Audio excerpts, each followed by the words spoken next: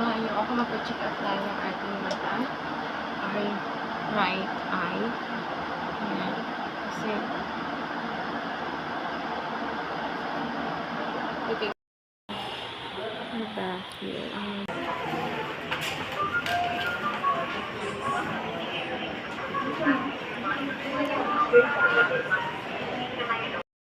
Hello, Bridgers Pillar. 6RI. Around 8:28. Okay. So, hello guys, Bridgers Pillar. Kung meron lang naman yung ating katawan, social na. Sa akin, okay lang pag na yung masakit sa akin.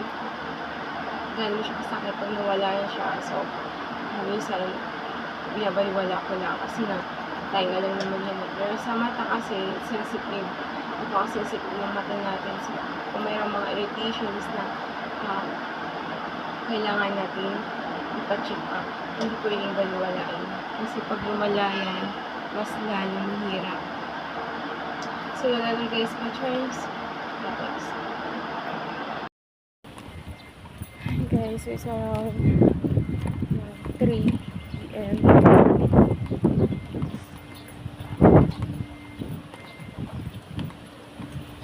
So, kung ano naman siya, hindi naman siya masakit, pero wala ipa-check up kasi ano yung meron sa mata eh.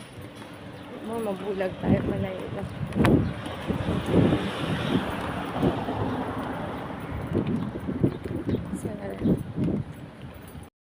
So we're here guys, called here Plants Laboratory. So parang okay naman na yung mata ko.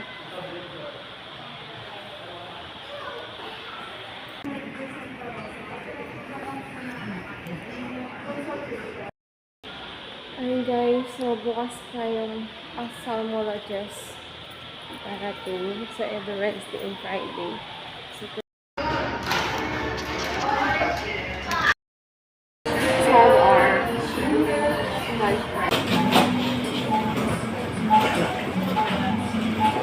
guys, so babalik tayo bukas dahil walang doctor ngayon sa ophthalmologist every Wednesday and Friday lang. So, guys, lumawa na yung pandesal ko. Pag nasa ako, Walter, kung lagi may pandesal. So, I love pandesal since 36. Ayun, kaya ako mag-playa.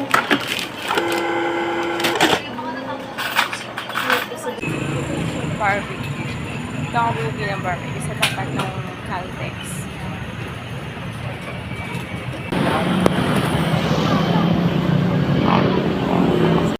Ayan guys, bumili tayo ng tapa ni Kuya. Just 60 pesos. Thank you po Kuya. God bless you. Ayan, hello breakfast pala. So, ayan, galing tayo sa Walter from 2 p.m. to 4 kasi ganun talaga yung doctor doon. Nung nagkaroon ng defects yung aking tainga, pumunta din ako doon sa araw kung saan sana is magpapacheck up ako. Pero hindi dumating yung doctor kasi nga mayroong emergency. So, bukas pa siya darating 2 to 4 yung ophthalmologist natin. Kaso lang sana dumating kasi kung okay na yung mata ko bukas, kung pagising ko is normal na yung mata ko, normal na, ngayon pang normal na yun, kung na siya masakit, siguro papasok na ako sa office bukas. Pero kung pagising ko is ganun ulit, ipikit ulit yung mata natin na sobrang liit, so kailangan ko talaga siya mata-check up. Bumili ako guys ng Tysic natin para sa clear ng aking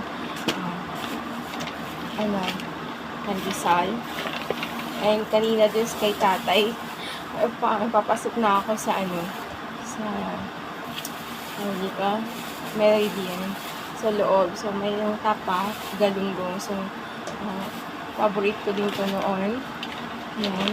So gusto ko yan kapag maanghang yung ating sausawan. So, meron tayong Nova. Bumili ako ng Nova para sa ating yan, piatos.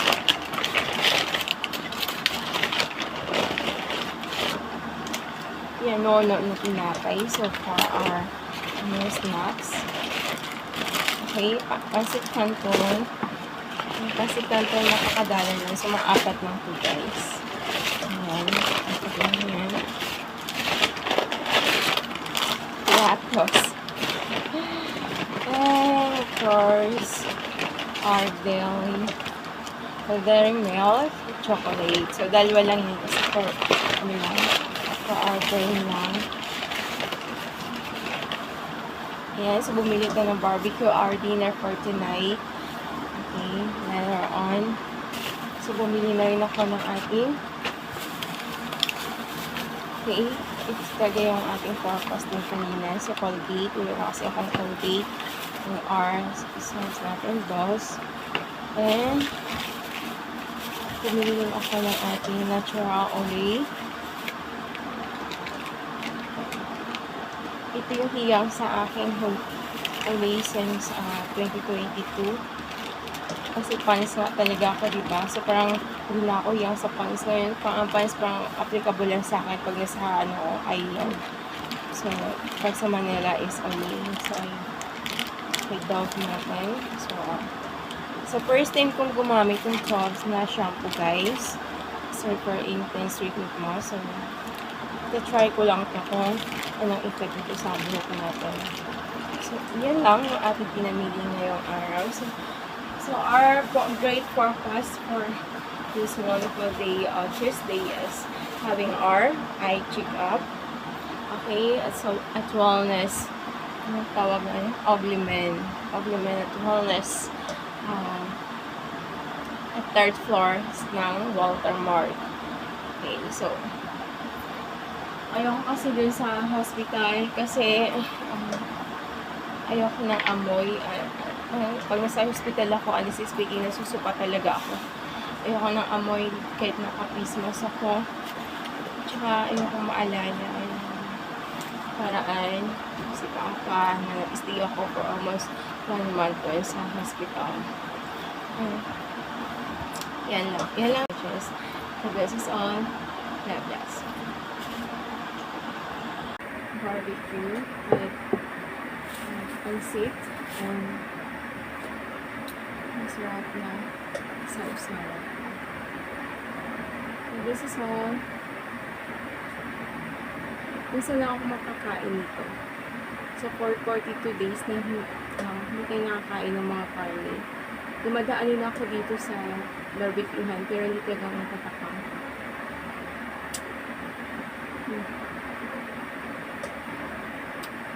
Pinasa ng regalo sa ating Lord ang 242 million after our 42 days fasting. Talagang stubborn lang talaga ako. Matigas sa ulo ko. Ano ba? Per assume 30,000 maliit na bagay. Pero pag pumunta ka ng PCSO, automatically pero na agad nakaabang sa'yo na kapahamakan. Kasi akala siguro ng yung mga tao sa paligid mo, ingat mo siya eh. Pero hindi natin malaman na ibang masamang loob ng mga tao. Akala siguro is million ang dala or whatever. So, nakapag nagkaroon tayo ng peace of mind na mag-ahaan kasi I found out na 1.5 lang talaga ang ating manunod ko sa coordinated. So, parang sa told, prepared pa tayo ng Lord for the huge amount that our Lord has talagang bibigyan niya para sa atin. Kasi ang dami na binigay niya sa atin na hindi ko talaga nasusunod ang vision ko. Kasi, dahil sa pagka-stubborn, okay? Siguro kailangan ko ng kasama ng taga-batok sa akin. Yung pag nag-change yung mindset ko or pag nagsasalita ako, kailangan is merong action agad. Palitan agad. Okay. Just the absorber siya. Kasi yung nakita ko din naman, 53 and 6. Kaya talaga today. Ayan. This is all guys, because